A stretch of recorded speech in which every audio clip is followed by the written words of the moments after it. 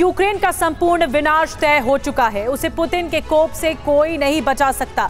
ये ऐलान कोई और नहीं बल्कि ज़ेलेंस्की की सेना ने किया है। यूक्रेन के पास न हथियार है न ही एयर डिफेंस सिस्टम। इस वजह से यूक्रेन का ऑपरेशन 30 अप्रैल फेल हो चुका है। तो सवाल यही है कि क्या ज़ेलेंस्की के साथ बहुत बड़ा छल हुआ है? क्या अमेरिका और नेटो ने यूक्रेन को धोखा दे दिया है? उससे बड़ा सवाल ये कि क्या मई में ही यूक्रेन का अंत होने वाला है? यूक्रेन का ऑपरेशन 30 अप्रैल क्या 6 दिन पहले हो गया फेल?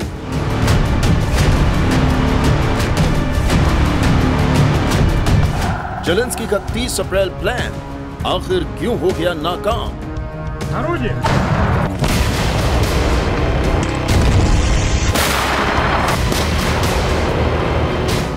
ज़ेलेंस्की का काउंटर मिशन नेटो के धोखे से खत्म।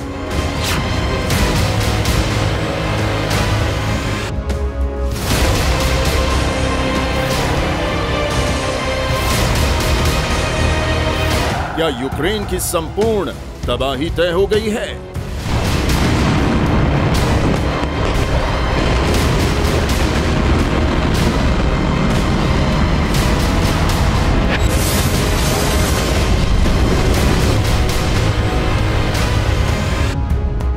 यूक्रेन विनाश की घड़ी बहुत नजदीक आ गई है।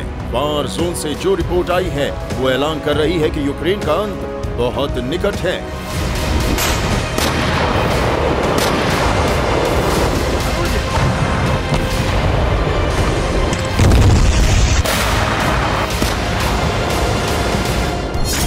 तीस अप्रैल को कीव और क्रीमिया पर भीषण प्रहार करने वाला था, लेकिन ज़ेलेंस्की का क्रीमिया प्लान फ्लॉप हो गया है।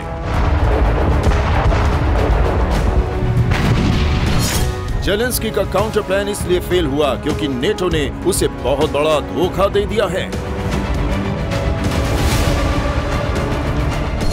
यूक्रेन का काउंटर प्लान क्यों आखिर कैसे फेल हो गया, ये तो हम आपको इसकी वजह बताएंगे, लेकिन पहले ज़ेलेंस्की की वो वॉर स्ट्रैटेजी भी जान लीजिए जो क्रीमिया को तबाह करने के लिए बनाई गई थी।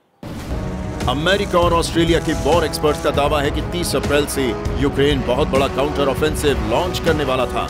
रूस को बैकफुट पर लाने के लिए यूक्रेन के पास अटैक के 3 ऑप्शंस हैं। पहला, रूस पर ऑल राउंड अटैक यानी भीषण प्रहार। दूसरा, दक्षिण और पूर्वी यूक्रेन में एक साथ हमला। तीसरा, दक्षिण और पूर्वी हिस्से में छोटे पैमाने पर अटैक।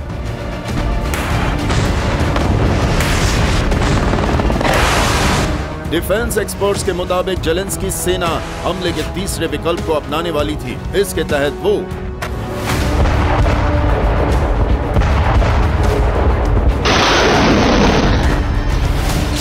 उन इलाकों पर हमला करने वाली थी जो अभी रूस के कंट्रोल में हैं। इनमें बाखमुत, वुहलेदर, मारियोपोल, मोलोटोपोल और स्वेस्तोनोपोल शामिल हैं। इन इलाकों पर यूक्रेन खार्किव और खेरसोन से अटैक करने वाली थी। खार्किव और खेरसोन में अभी पूरी तरह से यूक्रेन का होल्ड है। ज़ेलेंस्की और उनके वार कमांडर ने 30 अप्रैल को काउंटर अटैक लॉन्च करने के लिए बहुत बड़ी तैयारी कर रखी थी।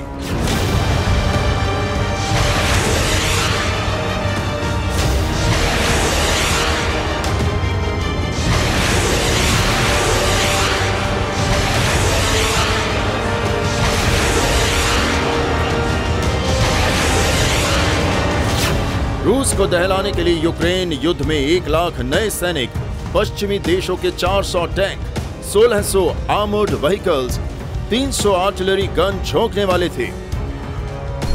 ज़ेलेंस्की का काउंटर प्लान तैयार था।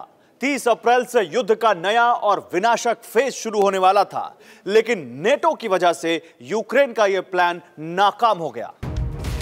जी हां, अप्रैल लास्ट तक वार जोन में नाटो के कई घातक हथियार पहुंचने थे जो अब तक नहीं पहुंच पाए हैं, जिसकी वजह से ज़ेलेंस्की को अपने प्लान को बदलना पड़ गया है। पश्चिमी देशों से हथियार नहीं मिल रहे हैं, ये यूक्रेन के लिए टेंशन की बात है, लेकिन जो वेपन मिल चुके हैं वो भी ज़ेलेंस्की सेना के लिए मुसीबत का सबब बन गए हैं।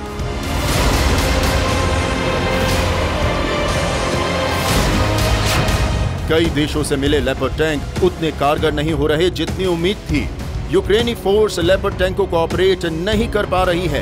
यूक्रेन के मुताबिक टैंक से फायरिंग करने में कई तरह की दिक्कतें आ रही हैं। यूक्रेन की सबसे बड़ी प्रॉब्लम का खुलासा किया खुद यूक्रेनी फोर्स ने।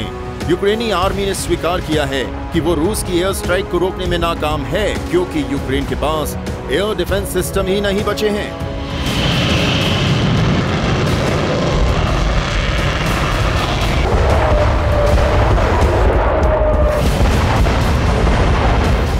यूक्रेन के पास गिने चुने एयर डिफेंस सिस्टम ही बचे हैं।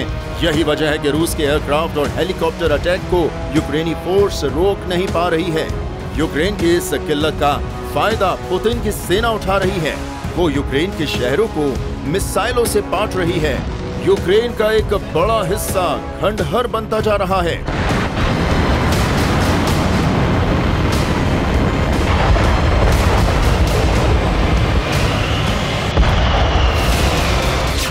ऐसे में सवाल यही है कि क्या यूक्रेन की तबाही तय है? क्या रूस यूक्रेन का वजूद खत्म करने वाला है? क्या नेटो ने यूक्रेन को धोखा दे दिया है? क्या अमेरिका ने यूक्रेन को तबाह होने के लिए छोड़ दिया है? क्या मई में पुतिन यूक्रेन का संपूर्ण सर्वनाश कर देंगे? ये वो सवाल हैं जिनके जवाब चंद रोज बाद ही मिलने वाले हैं।